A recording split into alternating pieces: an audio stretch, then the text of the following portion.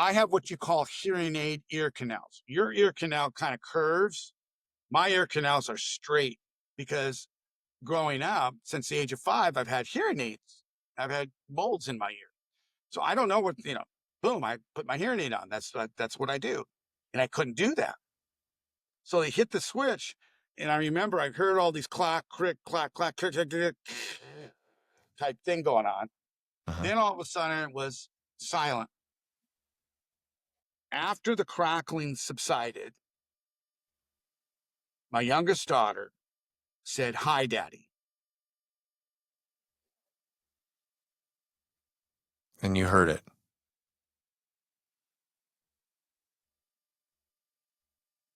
Man. Could Hannah see how you reacted to that? I'm sorry. Oh, Paul.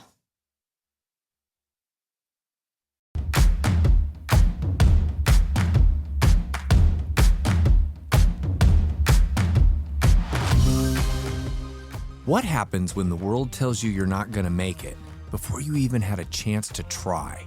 On this episode, I sit down with Paul Brown, a Seattle-based attorney and mentor who grew up with profound hearing loss and spent his life proving people wrong.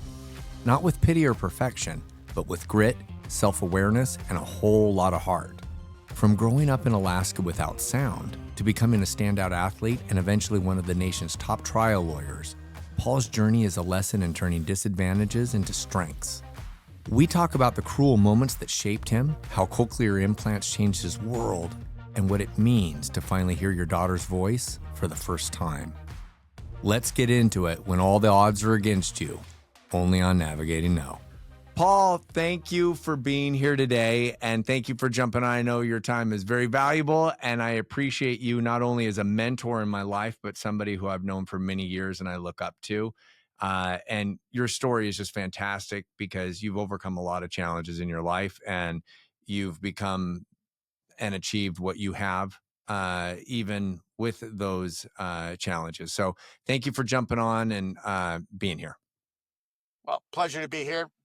The disclaimer is I've not done a podcast before, so hopefully I won't muddle up too much here. So I think you're going to do awesome. And the reason I know that is because I've known you for several years, and we have many mutual friends, but you're such a wonderful person to have as a mentor, someone that I can look up to and like brainstorm with. And you have been through the fire, and you've held my hand through that fire many times, and my family as well. So I appreciate you. And what I love about your story is that you are one of the most driven people that I've ever known. You're a trial attorney, but you also have a hearing challenge. And when you told me some of the things that you had to overcome, like you did not start out on third base growing up. And it was like you have had to work to get to where you are and achieve what you've achieved. And it's like, I love that story because you have overcome that and you've made the best of it. So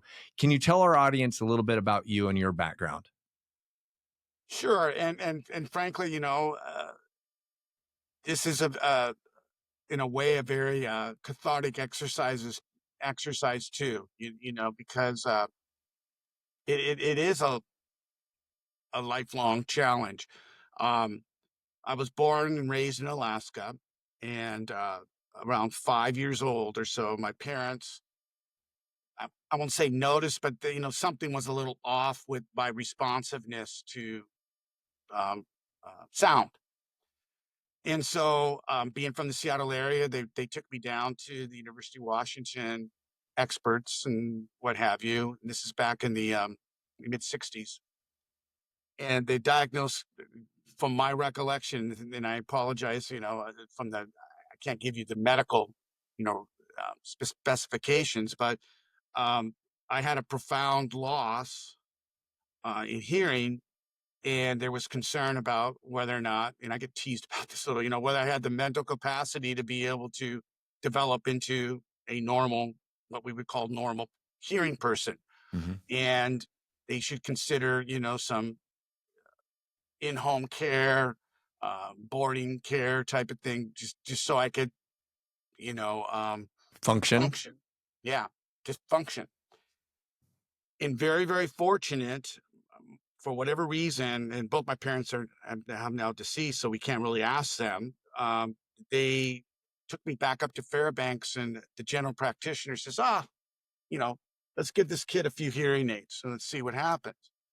And they did, and all of a sudden, this world kind of like, wow, bang, opened up. The loss is about 95% in each ear, and I now have a cochlear implant. We'll get to that in a second. And the confusion medically is I speak too well. Okay, I mispronounce things all the time. I get jokes wrong. I don't know what lyrics of songs are, but I don't. If someone's listening that knows somebody with a profound, severe hearing loss, they talk. We call it heavy tongue. They talk with a heavy tongue, like that, Mm-hmm. just because they can't correlate sound, you know, verbally with what they're hearing. And I Absolutely. didn't, I didn't, I didn't develop that for whatever. But there, for the grace of God, I just didn't.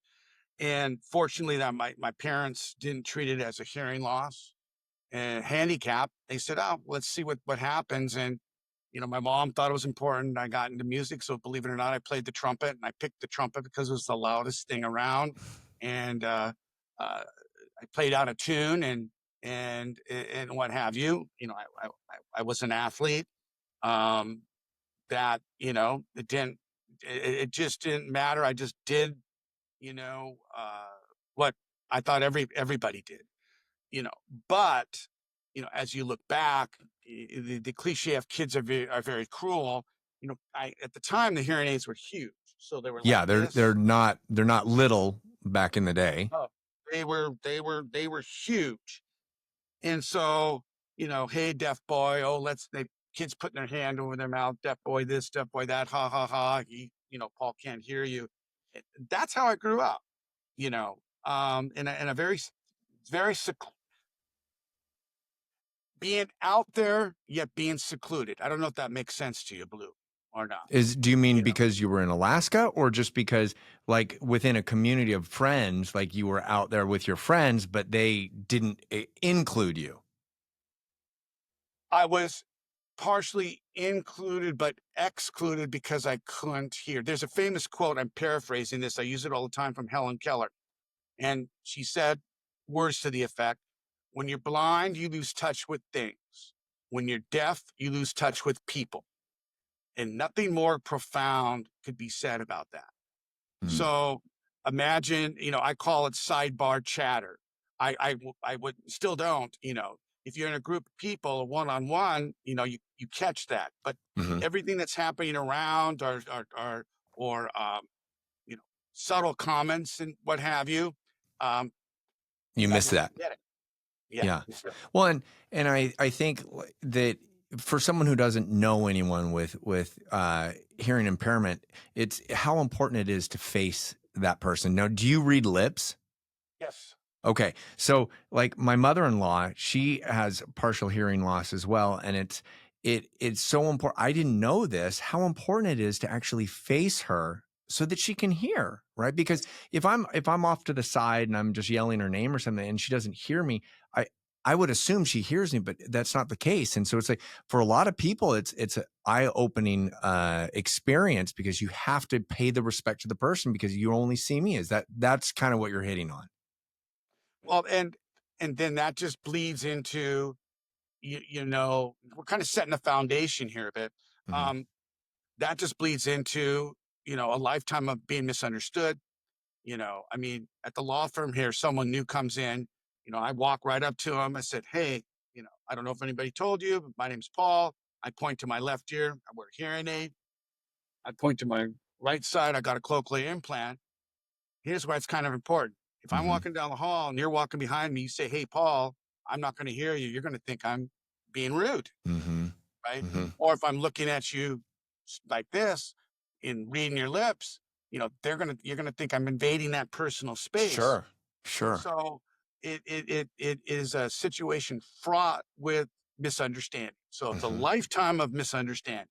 Okay, and Mhm. it's a lifetime of exclusion, not inclusion, and not that anyone's intentional. Maybe it just happens. Mhm. And as I've gotten older, I've come to really, really appreciate and recognize it more. Because remember, when I was in college, there were no ADA, Americans with Disability Accommodation, Yeah.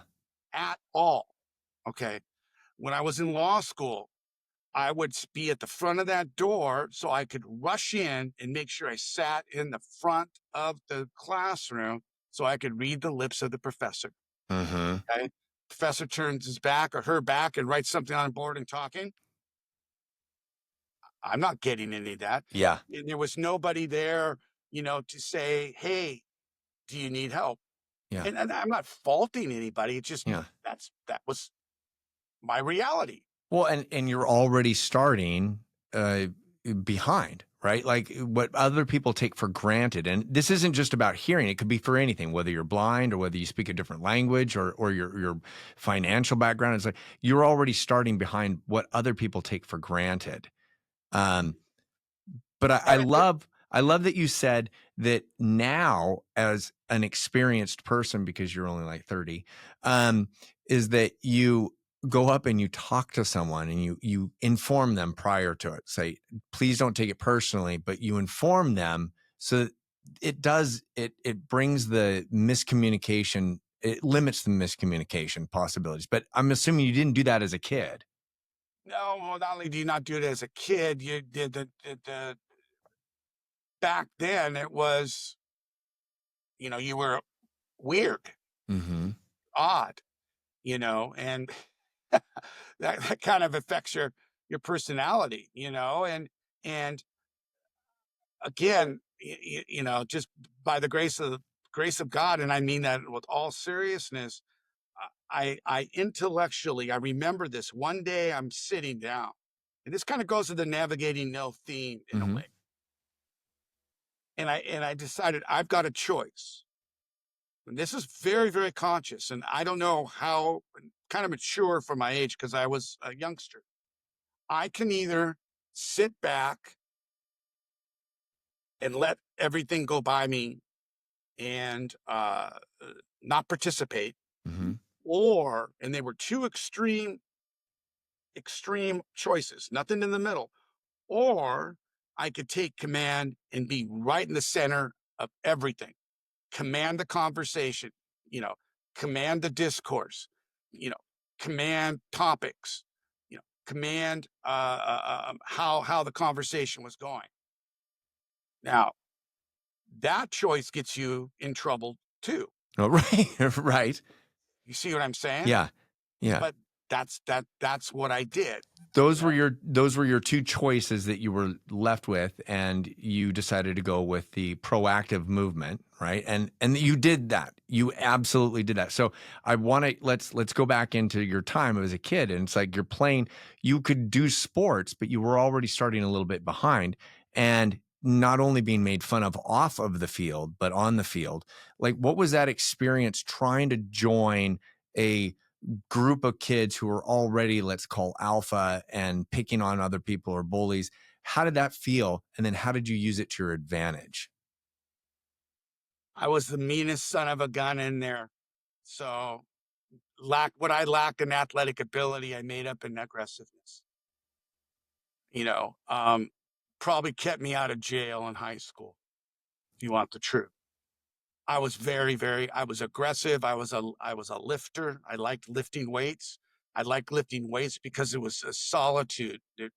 When I go to the gym before I met you, we're talking about the old fashioned, you know, with the chalk and the weight Mhm. belts and just the wheels and all that. Um, Nobody's talking with you, and it was a bit of a paradise for me. Mhm. And I think I displayed some of that in its aggression, and I think that some of that frustration and aggression, I displayed on the field.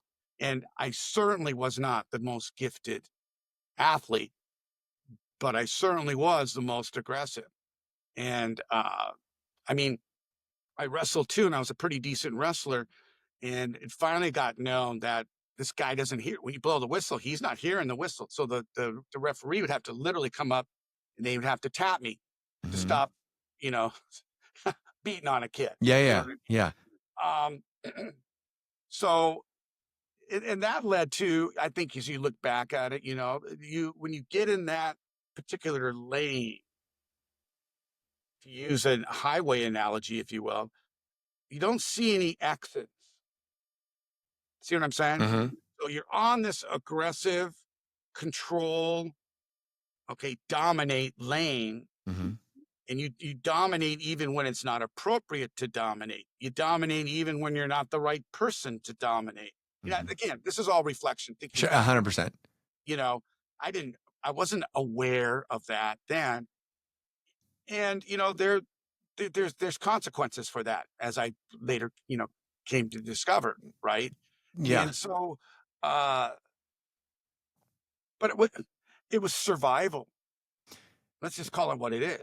When you were, but being hard of hearing, did you realize at the time, maybe it made you aggressive, but did you realize at the time that there were certain aspects of it that actually helped you and gave you a competitive edge?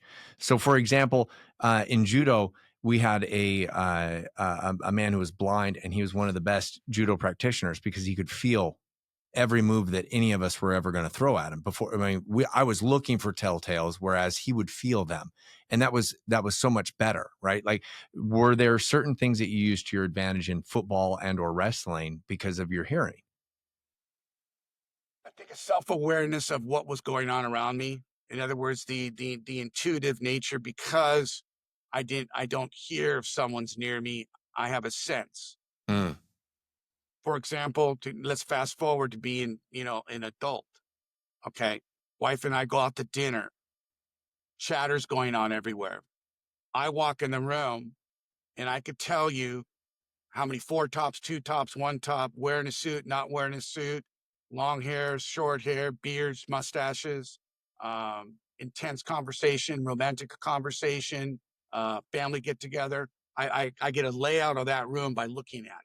Hmm. And that's how I communicate.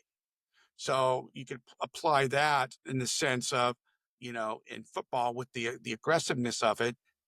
I didn't hear anything on the field, but I had a sense to where the ball was, whether it was defense or offense. I had a sense on positions. It's amazing. Did I ever get really blindsided or knocked crazy? In my recollection, the years I played, and the answer to that was no. Hmm. Same thing with being out of position on the mat. Again, I wasn't the best athlete, but I had a sense. I had that weird sense of what was around me. Hmm. Okay. From a physical presence, not a communicated presence. Does that make sense? Hmm. You see what I'm saying? Hmm. So fast forward that even further. Okay. You go into a courtroom, lots of activity going around, right? And where the hearing impairment, I think, I won't say advantage, but where I lessen the challenge is A, getting the read of the room, but B, most of the time it's one person communicating at a time. Mm. See what I'm saying? Yes. And of course, now with real time, closed captions, and things like that, we talk about that a little bit later. Kind of, it levels it levels a playing field, you know, a little bit. I mean, be- when I went in for the test and I got the cochlear implant 2 years ago, Hmm. so I used to have an aid in my right ear. And I remember going to the Department of, I think I pronounced it correctly, otolaryngology. I mispronounce words all the time. Yeah, Department of Otolaryngology, and the lead surgeon there. We do the tests and what have you. And he looked at me and he said, you know, "Are you tired? Do you get tired?" I said, "Well, what do you mean?" He said, "Are you concentrating to such a degree to communicate every day? What's it like when you go home?" Mm. "I'm exhausted." "Why?" And no one's ever asked that question. And he went, "Because I'm constantly exerting that mental energy. Here you're sitting there, on the video, but Hmm. when you talk, I mean, I'm looking, I'm focusing on that. Yeah. I don't, I have to." And he says, "You're running a marathon every day." Wow. And I sat back, and it was the first time someone validated in a way, what's going on here? And he said with the Cochlear, I don't even know if I'm pronouncing that right, actually, but nonetheless, we can reduce the marathon to 5K, to heighten the ability to understand, Mm-hmm. comprehend. And that was pretty amazing to me, that opportunity, if you will, you know. But it's and we're bouncing around. I Well, apologize, but well, no, I think that's great because I think that's let's just change gears and talk about, like, let's say starting a business or being an entrepreneur, and it's like scaling. If you can like push off some of that, uh, uh, I guess effort and or task to be done to somebody else, it really does alleviate you to do the things that you need to do, right? And it's like for you to go in and have your ears looked at and then say, hey, not only are you validated that, but let's take some of that weight off of you every single day. How great was that? it was great and it was scary too because it, and I'm not plugging any movies at all, but there's two movies I was going to talk about today as I thought about the presentation. One is called The Sound of Metal, and it's about a grunge band drummer that loses his hearing. And they actually kind of show the procedure of getting the cochlear implant, Mm-hmm. cutting into your brain, putting the chip, the fibers, and things like that. And I mean, I have a scar from here all the way to here. Move this over, they go inside. And in the latter part of the movie, they audioly demonstrate what he's hearing, how tinny it is, how distorted it is. That's the normal, that's what you hear. Mm-hmm. And I looked at my wife and I'm crying and I said, they get it. You know, that's every waking hour. Mm-hmm. They get it. Mm-hmm. And then the other movie is Coda, Children of Deaf Adults. Mm-hmm. That was out recently. And all the deaf characters were played by deaf actors. And there's a scene in a pub with the brother and all the fishermen at the harbor. And it's a round table and everyone's having beers and yucking it up. And the camera zooms in on the brother. He's like this.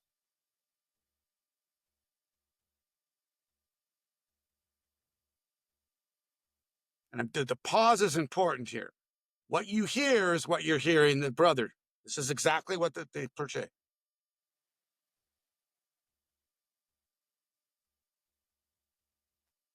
Silence gets uncomfortable after a while, doesn't it? I mean, Mm-hmm. I could sit here longer, right? Mm-hmm. And it's not that anyone's doing something wrong, right? Mm-hmm.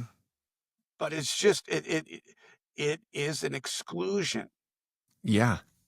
Yeah. Well, I mean, it's just like speaking a foreign language. When I travel, if and this is to anybody, if you don't speak the language, you do feel like you're not fitting in and like you don't belong, and you feel like this outcast. And it's like, what am I missing out on? What is the FOMO? And it's like it makes you so uncomfortable that you don't ever want to be in that spot. And it seems like what you're telling me and what I'm hearing is that every single day you're in that spot. It's a What? constant, every day you're in that spot. You're Every day, constantly every day. fighting and going upstream every single day. And so, Wait a moment. so Go ahead. did the surgery help? Like, did it make it from a 5K? Don't forget that tidbit. Let me close on the comment though. Mm-hmm. And this is what I want to make really, really, really clear. Number one, I don't talk about this a lot. So what we're getting from me is something I just don't share Mm-hmm. uh, for a whole bunch of reasons. So, I mean, it's very, very personal, but not only that, I mean, people just don't want to hear. in a way. No pun intended, but pun Mm-hmm. made. Okay. And because I also want to be very, very clear, I have not used that as an excuse or an impediment. You talk about navigating no to Mm-hmm. go into, the whole point of what I think you're trying to achieve here. And, I don't get, flowers or cards and, oh, you're wonderful and on and on. I'm just trying to function, you know, in the capacity that I have at a high level with what I do. But every now and then I told my wife, I said, it'd be nice for someone to say, that's pretty cool. Mm-hmm. It would be. And not to the listeners, if you know people out there that are conquering something, Yeah. okay? Or if you're someone that just kind of goes, that resonates. It'd be nice just someone to say, gosh, John or Jane, you're pretty cool. Mm-hmm. Whoa, what does that do? You get what I'm saying? Yes. And so you're in that pub, it's obvious this guy is not connecting. It's painfully obvious. Pat him on the shoulder, look at him right in the eye and say, hey, how you doing? You know, you want a beer? What beer are you drinking? Mm-hmm. Look at you. You don't understand? Maybe I'll write it down for you. Just try to, just, why not? Mm-hmm. And I don't think we do that. And I think what's interesting as I'm discovering lately as a result of COVID, uh, yeah, the hard of hearing deaf community really, really is, we're not seeing protests on that. You know what I mean? Mm-hmm. And then there's a discourse within that community itself, because you have the deaf community that says there's nothing wrong with us. This is how we were born. Let's honor our deafness. Mm-hmm. And then you have the hard of hearing wanting to get Cochlears and wanting to be able to hear. So in a way, truly, I'm in a no person's land. I'm not in the deaf community. I'm not in the Mm-hmm. hard of hearing community. I'm kind of person non gratis on both communities, if you want to Sure. call them that way. You see what I'm saying? Uh-huh. So it's a challenge. So, you know, what do you do with that? Well, let's go back decades ago. You got a choice, right? You Yeah. can coil in Yeah. and just complain and give valid justifications for not performing at the highest level. Or you say, screw it. Heck with that. I'm on that track. I'm going to prove everybody wrong, Mm. you know, almost with the proverbial chip on your shoulder. Mm-hmm. You know, I'm going to go into court. I'm going to communicate. I'm going to insist on those ADA accommodations we now have, you know, and again, I'm not the sharpest tool of the shed. I'll admit that academically, but boy, nobody's going to ever out prepare me. And not only that, what I think this has done, this progress through life, and I think you know me, I'm Mm-hmm. passionate, you know, that term, we talked about it, love hard. When you love hard, you also cry hard too. Mm-hmm. But boy, I mean, that's living. And that's why that choice of are you gonna pull back? Are you gonna go out? It's so important. I mean, and when I travel and I'm in airports, this has happened now probably 5, 6 times. I'll see a young child with a Cochlear with their parents, Really? and I'll walk up to them. Now, when a gray-haired dude walks up to somebody and child attention, everyone's like, whoa, whoa, whoa. Yeah. What's So going I on? walk up, I turn and I point to this. Oh. Boom. And I smile and I look at the parents and I say to them, how's Bobby or Susie doing? And da da da. And it's a barrier breaker immediately. Yes. Yeah. Credibility now. And every time they've asked me, well, what do you do? Yeah. I tell them. And they look at me and I look at the little child that says, you can do anything you want. Oh, that's so deep, Paul. I mean, it really because no matter what base you start on, you can do it. And I think I've heard you say that technology now is much better than it used to be. You're not walking around with the giant earmuffs or the Princess Leia headband or hairbands. And it, it is easier, but it doesn't mean that it's easy. And so you have to have that choice of whether or not you coil back or you actually go forward. Was there a point in your time that when people made fun of you, did you use that to fuel your aggressiveness and like to prove them wrong? Or and I know that you could go down a dark path with that and you can go too far, but it's like when people made fun of my name, it actually kind of turned me on to make them, like realize that they're not really doing anything to me. It doesn't really affect me, right? It bounces off once I'd heard everything. And Sure. as soon as you were being made fun of, and I'm sure people commented or wrote things or notes or talked behind your back or what, how did that make you feel in with dating, with graduating high school, going on to college, like getting your law degree? Like was it all just personal fuel for your own personal growth? Is that what kind of catapulted you forward? Or did you know someone who also had a hearing impairment that you could look up to and mentored you? Is latter the former and the latter, the last one? No, I to this day, I've not had a mentor at all. Solo. I've been solo on the boat. Well, I think that's why you going up to a child and saying it's okay, you're not alone and you're not different and you're not weird. I think that just that touch and that going up, being that old gray-haired guy going up and talking to a child is so important, right? Like making them feel comfortable and heard and seen and like they do have value and potential. I think that you're being a mentor already with that, but you had no one like that in your life except your parents who supported you. Right.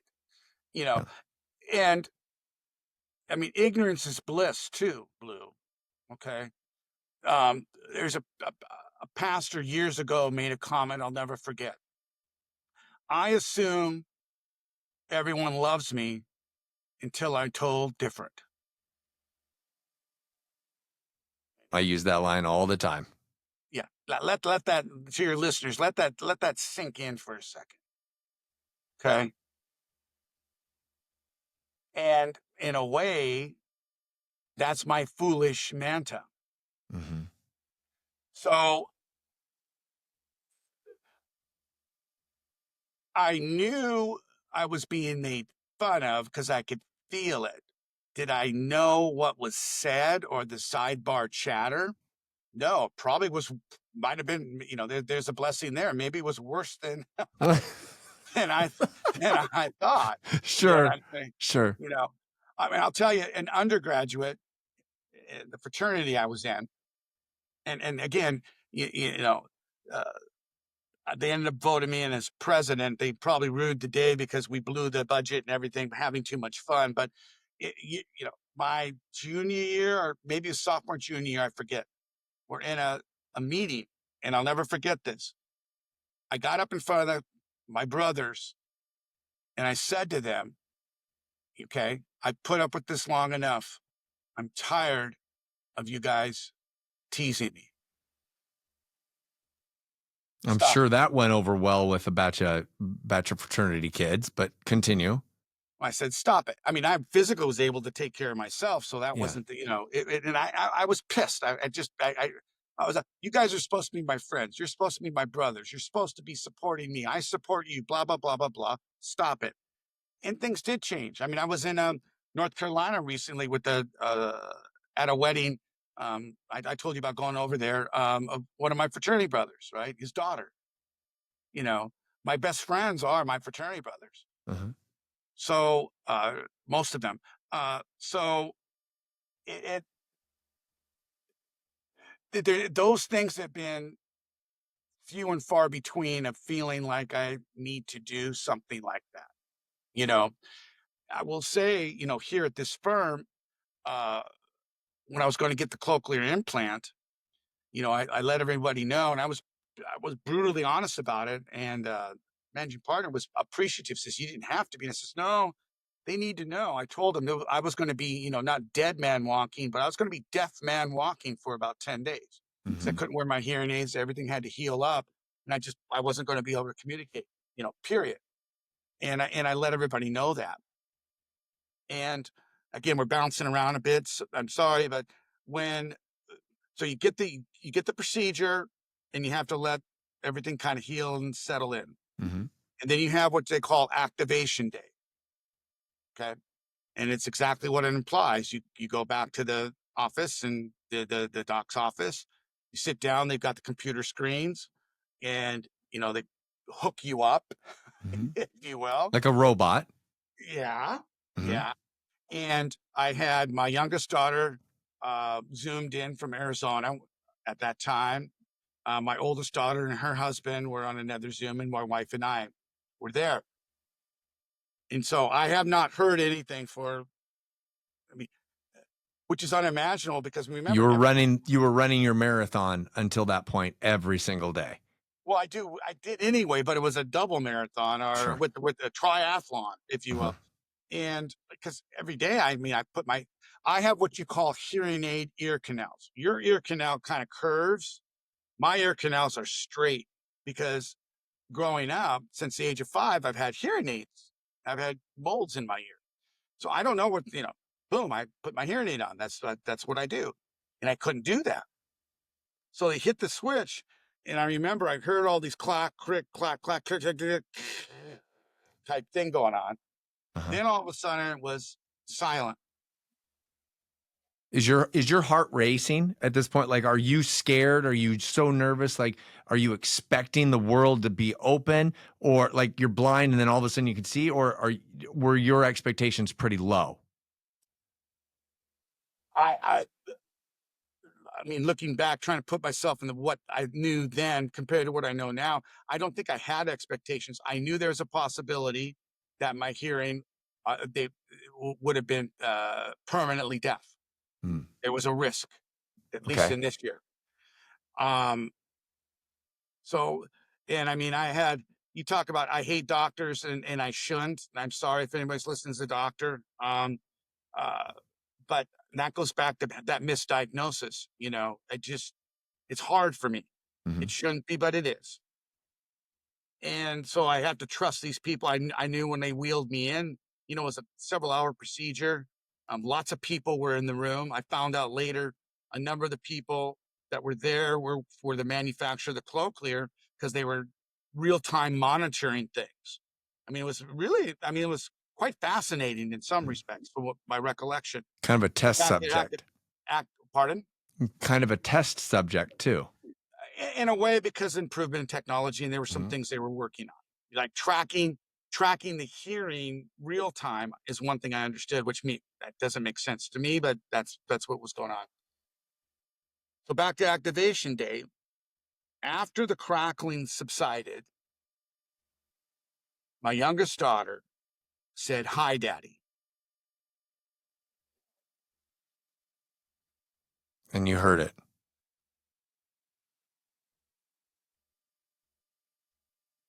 Man. Could Hannah see how you reacted to that? I'm sorry. Oh, Paul. Man. Did you have your wife Kaylin's hand and you were holding on to it like, It was, yeah, there wasn't a dry room and a dry eye in the room, and the doctor. You're supposed to be put together, like I said. You love hard. That means you cry. Real men cry. hmm, Real men have emotion. At least I think so. Anyway, um, he said, "What did you hear?" And I said, "I heard my daughter's voice, and I could identify it as a young woman's female voice. It had distinction.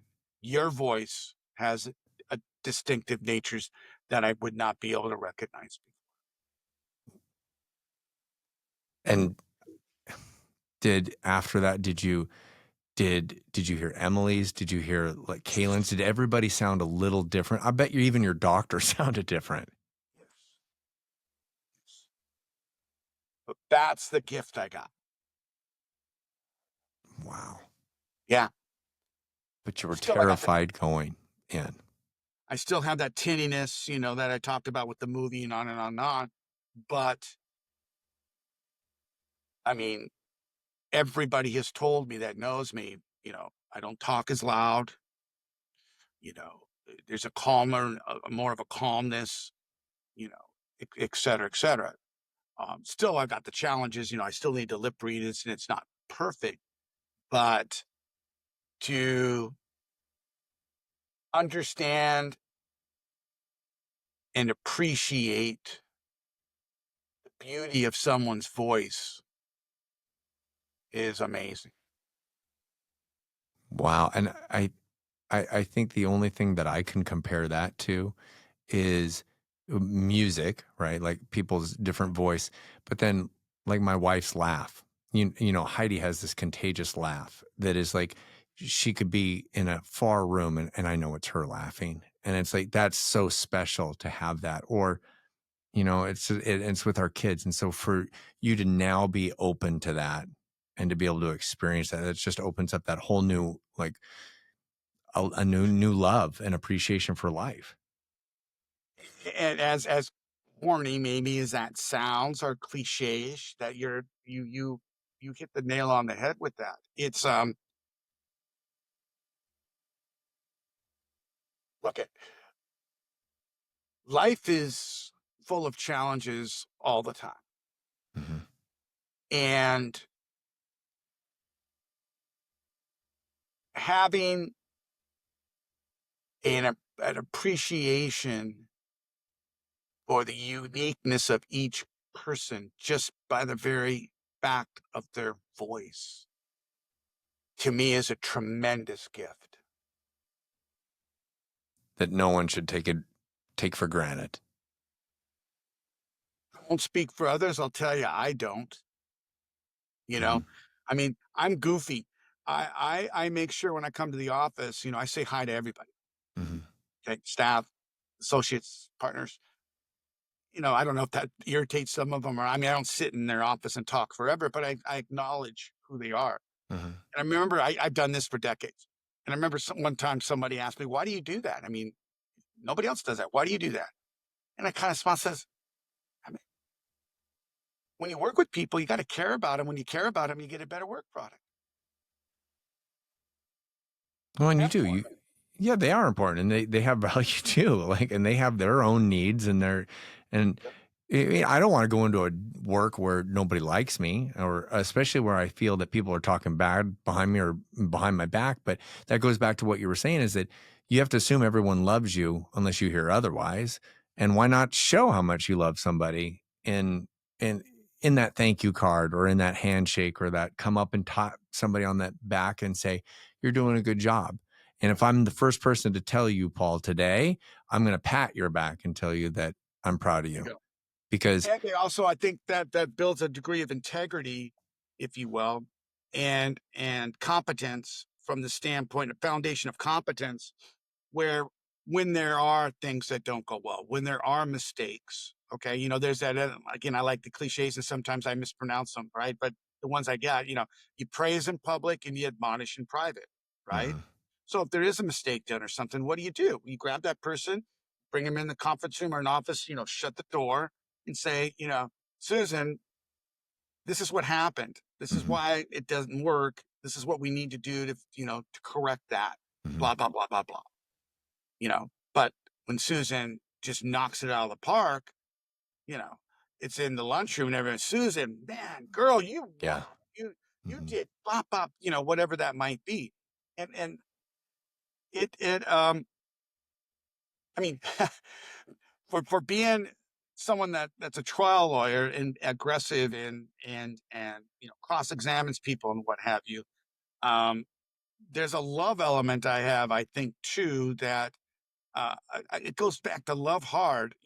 Truly, truly enjoying you know what I do and not taking no.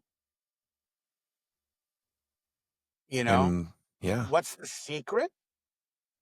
Wow, is there a secret sauce, Blue? you know? Um,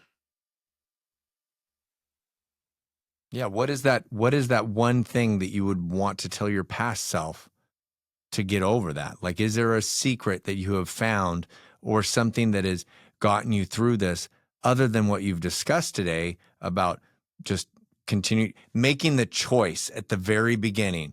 Do I want to be the victim or do I want to be the aggressor and actually take it and run with it and maybe leverage it to my advantage?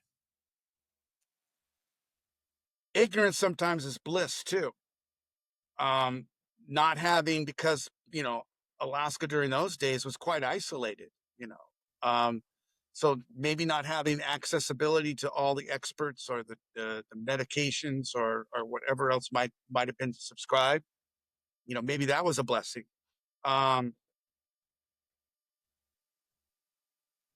and just, and I mean this, being too stupid to know you can't do it. Mm-hmm. I mean, I Mm-hmm. don't know. I don't know if that's philosophical enough or not, you know.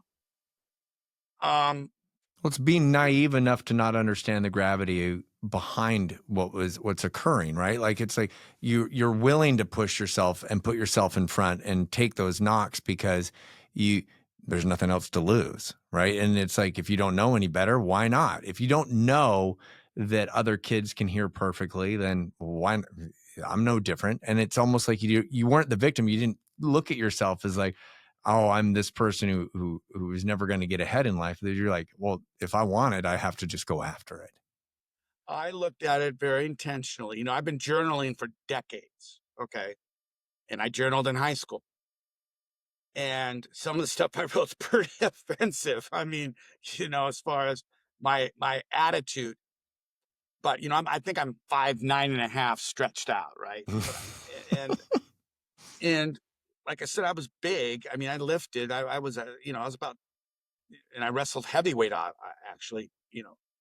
Uh, so I was probably 225, 230. So I was very thick, broad shouldered and thick, not cut. Yeah, I mean, just a block. Mm-hmm. And one of those entries, and one of the things I've told people before is I always thought of myself as the tallest 5'9.5" person you'd ever meet. And I would fill the room. And that gets you in trouble sometimes too. But, you know, being willing to take chances, uh,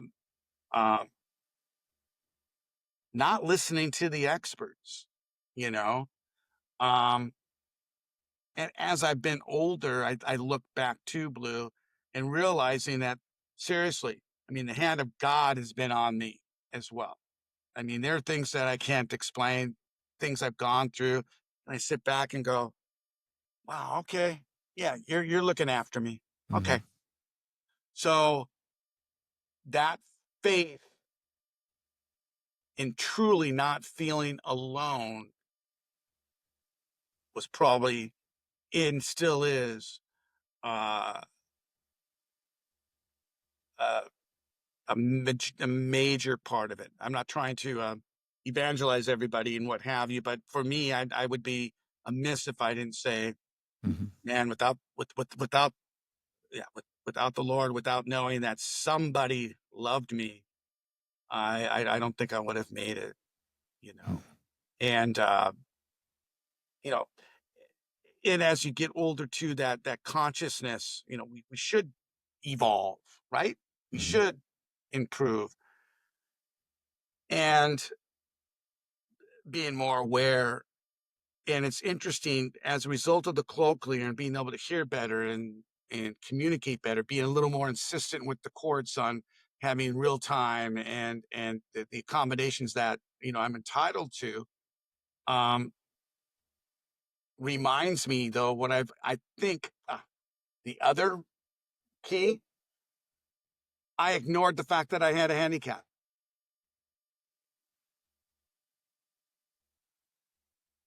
All through your life.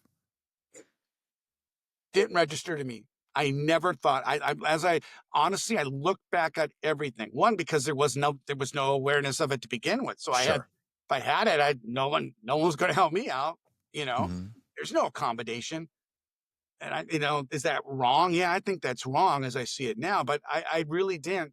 And what's interesting about that on the self-reflection, such as first time ever in my entire life, I've really talked about this to such a degree. So thank you for the opportunity and the therapy session. And thank you Um, for being open and authentic about it, because I think it's a message that a lot of people should hear. Not only because most of us know someone with a handicap or a disability, or who's not starting on third base. And it's like, just being able to put yourself in their shoes, and you being authentic with your message is straight on. And I respect you and love you for doing that. So thank you. well, so what gave more cred to the self-evaluation was COVID, as the masks. Mm-hmm. Well, and you had mentioned earlier, like that technology is improving, and what was available now, it wasn't available then. But I mean, when Zoom took off and when COVID hit, you had to start communicating like this all the time. And sometimes you couldn't read even my lips. And when we were communicating, it's like I'd have to hold up a piece of paper with something on it, Remember right? that? And Yeah. like, that's hard. So Yeah. that right away, that's just one more barrier that you had to physically get through that most other people don't. But then that also puts pressure on me to have to do something else and go above and beyond for you. But really, it's just us communicating and making sure that you get the same message. And I've got to make sure that I relay that message to you, because Right. it's so important for you to feel included. Well, yeah. And so when you had the masks, of course, I couldn't lip read, Mm-hmm. and I hadn't had the Cochlear yet. I think I went, can I say shit? I went batshit crazy, bat bleep crazy. Yeah. I, I did. First time in my life, I think I had lost it Well, because yeah, everyone was wearing everything's being taken from you.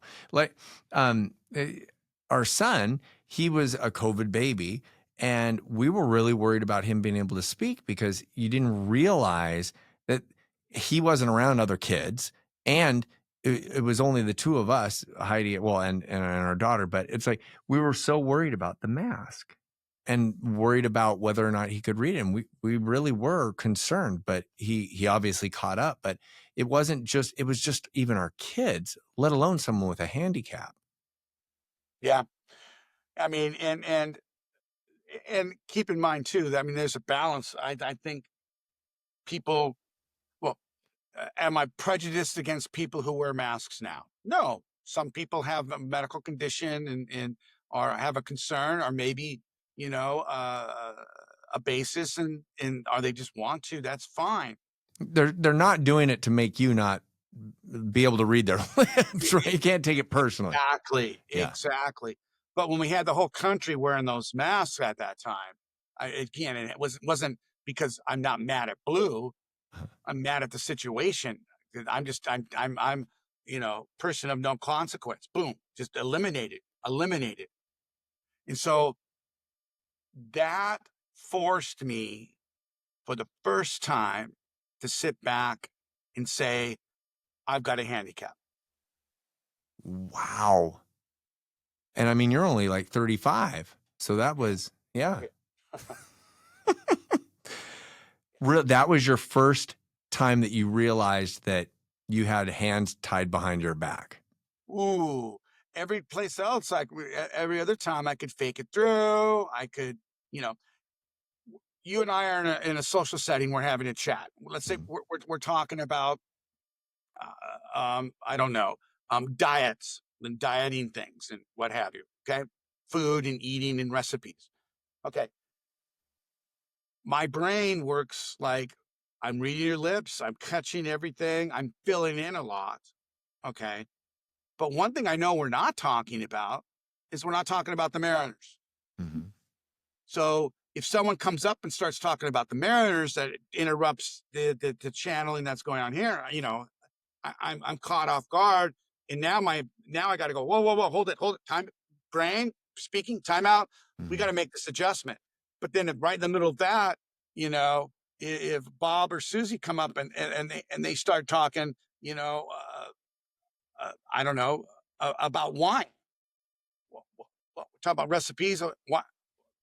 Hold on, and then there becomes that overload, Mm-hmm. and I can manipulate and handle that to a certain degree when I can see, but when you put that mask on, and so that was tough. That was a tough time for me, and we didn't have that experience ever before, and maybe it was a good thing because there was again to overuse the word awareness. There was an awareness. I'm making half of this stuff up all the time. You know, Yeah. we're not talking about wine and the Mariners. They're talking about wheat farming and Michigan. Well, they Yeah. kind of sound the same, so I you know made it up.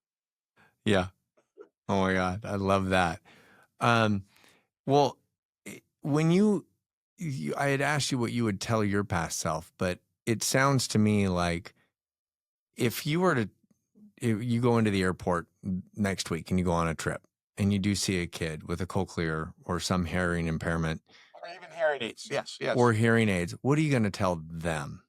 Because I think you already do that. But what would you want the audience to know that it's okay to approach somebody like that? What do I tell them?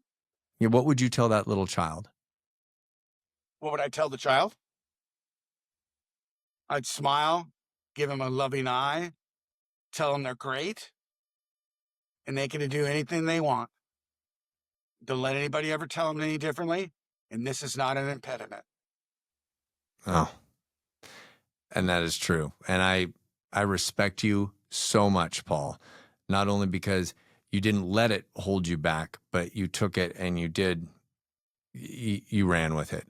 And I mean, it's the same thing. I know I would have been diagnosed with ADD, and it was like I had to learn to leverage that energy and my mind being scattered with the shiny toy syndrome, and I had to use it with training or with martial arts or as a public speaker. And we just have to take with what we are given and run with it and not coil in. And I love that you had mentioned that because we only have one life and we've got to run with it.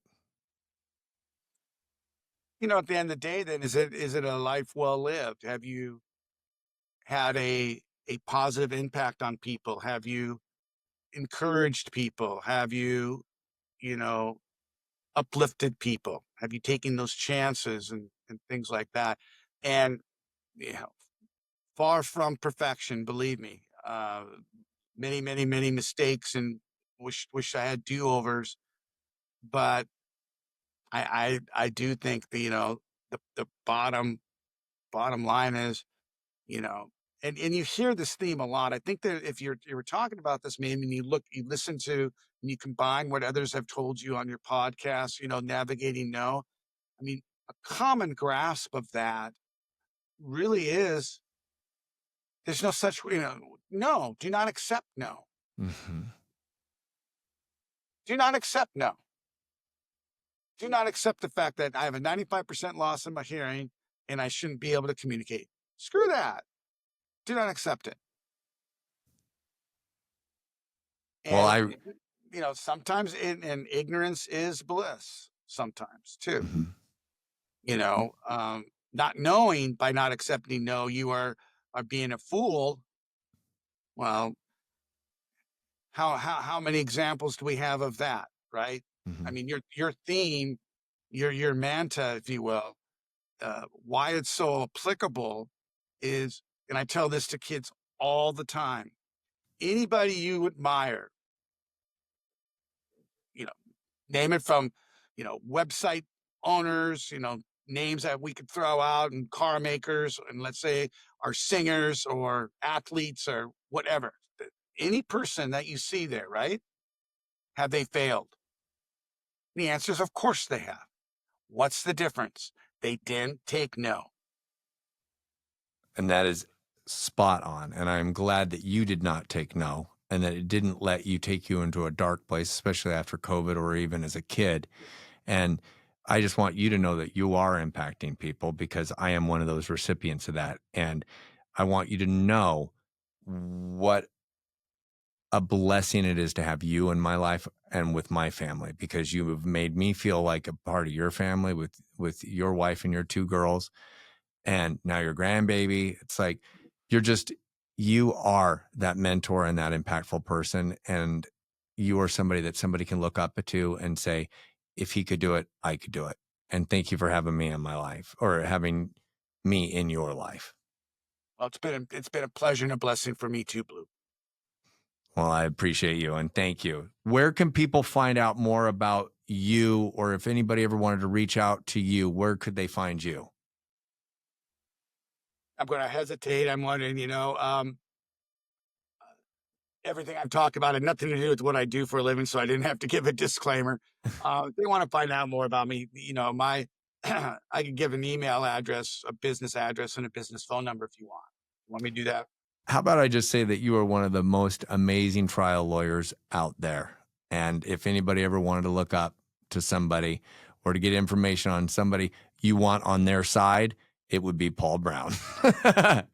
You can look that if you have a question or a need or necessity, you can just look that up. There we go. That's that, because the story,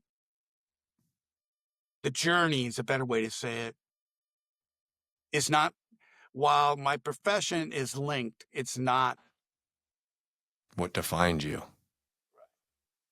I what I'm love you, saying. Paul. Yes. I don't want that. I don't want that on my tombstone.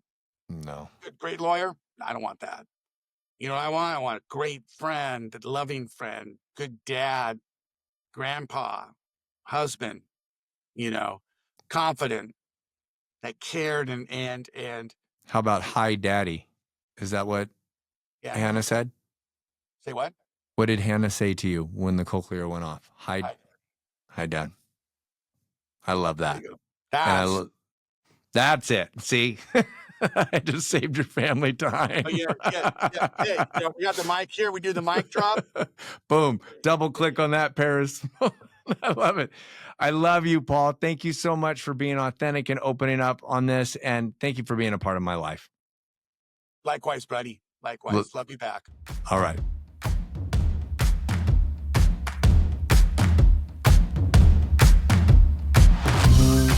Thank you so much for listening to Navigating No.